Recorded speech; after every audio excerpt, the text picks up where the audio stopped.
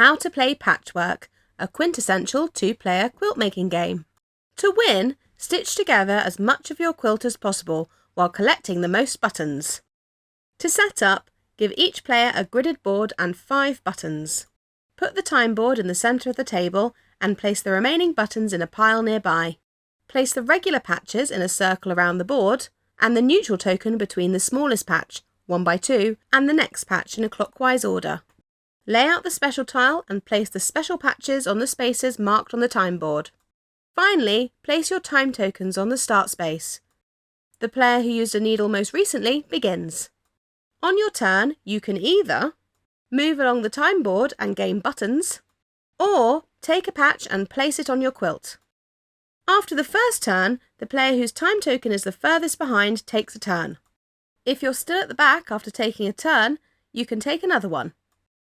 If 2 tokens are on the same space, the one on top goes first.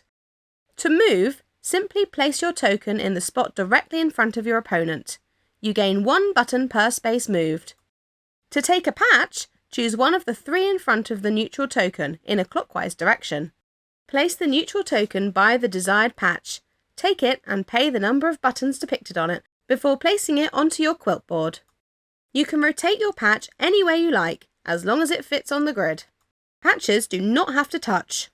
Patches cannot overlap. You cannot move patches on your quilt once placed.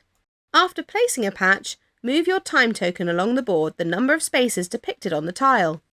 Every time you pass a button icon on the time board, receive the total number of buttons depicted on your quilt board across all your patches.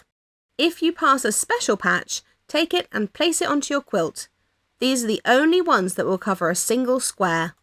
The first player who completely fills a 7 by 7 square on their quilt receives the special tile, worth 7 points.